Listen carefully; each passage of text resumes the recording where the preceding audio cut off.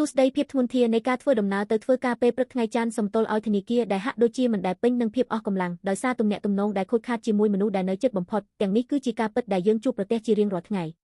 នៅក្នុងព្រះវិហារគេនិយាយអំពីជំនឿប៉ុន្តែនិយាយដោយស្មោះត្រង់មានពេលជាច្រើនដែលខ្ញុំឆ្ងល់ថាជំនឿនេះអាចជួយអ្វីបានចំពោះជីវិតដែលខូចខាតរបស់ខ្ញុំតែងតែគិតថាសាសនាគ្រាន់តែជាចំណេះដឹងដែលត្រូវបានរក្សាទុកក្នុងសៀវភៅរឿងព្រេងនិទានចាស់ឬជារឿងដែលតាក់ទងតែនឹងជីវិតក្រោយមរណភាពក្នុងអនាគតដ៏ឆ្ងាយ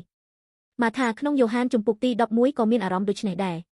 ប្អូនប្រុសរបស់នាងឡាសាបានស្លាប់អស់រយៈពេល4ថ្ងៃហើយនៅសម័យនោះជនជាតិយូដាជឿថាបន្ទាប់ពី4ថ្ងៃព្រលឹងបានចាក់ចេញទាំងស្រុងហើយមិនអាចត្រឡប់មកវិញបានទេនោះគឺជាភាពអស់សង្ឃឹមទាំងស្រុងពេលនោះព្រះយេស៊ូវបានយាងមកមកថានិយាយទៅកាន់ព្រះយេស៊ូវថាព្រះអម្ចាស់ឲ្យខ្ញុំដឹងថាប្អូនខ្ញុំនឹងរស់ឡើងវិញនៅថ្ងៃចុងក្រោយនៃការរស់ឡើងវិញគឺនាងយល់ឃើញការរស់ឡើងវិញគឺគ្រាន់តែជាទ្រឹស្ដីនៃអនាគតដ៏ឆ្ងាយប៉ុណ្ណោះនៅពេលនោះព្រះយេស៊ូវបានបំបែកចំណេះដឹងដែលរឹងរូសរបស់ម៉ាថាហើយប្រកាសថា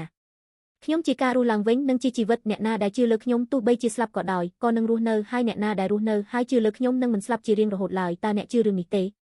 25:25ព្រះយេស៊ូវកំពុងមានបន្ទូលថាការរស់ឡើងវិញមិនមែនជាព្រឹត្តិការណ៍នៃអនាគតដ៏ឆ្ងាយនោះទេវាគឺជាខ្ញុំដែលកំពុងឈរនៅមុខអ្នកឥឡូវនេះ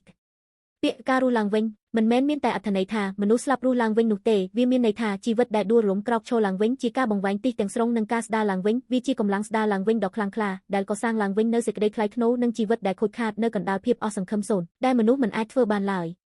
ព្រះយេស៊ូវបានបង្ហាញពីពាក្យទាំងនេះដោយការស្លាប់នៅលើឈើឆ្កាងដោយព្រះអង្គផ្ទាល់ហើយរស់ឡើងវិញបន្ទាប់ពី3ថ្ងៃព្រះអង្គបានបង្ហាញដល់ពិភពលោកទាំងមូលថាព្រះអង្គគឺជាប្រភពនៃជីវិតអ្នកដែលមានជំនឿនេះរស់នៅក្នុងពេលបច្ចុប្បន្នដោយអំណាចនៃការរស់ឡើងវិញការជឿលើការស្លាប់របស់ព្រះយេស៊ូវនៅលើឈើឆ្កាងនិងការរស់ឡើងវិញរបស់ព្រះអង្គមិនមែនគ្រាន់តែដឹងពីការពិតប្រវត្តិសាស្ត្រជាចំណេះដឹងនោះទេវាមានន័យថាឆ្លើយតបដោយជីវិតទៅនឹងព្រះយេស៊ូវដែលមានព្រះជន្មរស់និងប្រព្រឹត្តក្នុងគ្រប់ការរស់នៅប្រចាំថ្ងៃរបស់យើងវាគឺជាការក្រោកឡើងវិញដោយអំណាចផ្ដល់ជីវិតរបស់ព្រះយេស៊ូវក្នុងការលំបាកខាងហិរញ្ញវត្ថុទំនាក់ទំនងដែលរងរបួសនិងកន្លែងនៃជំងឺព្រះយេស៊ូវកំពុងសួរយើងសពថ្ងៃមិនមែនគ្រាន់តែដឹងជាចំណេះដឹងនោះទេប៉ុន្តែតើអ្នកពិតជាជឿលើអំណាចនៃជីវិតនេះនៅកន្លែងដែលជីវិតអ្នកខូចខាតនៅពេលនេះឬ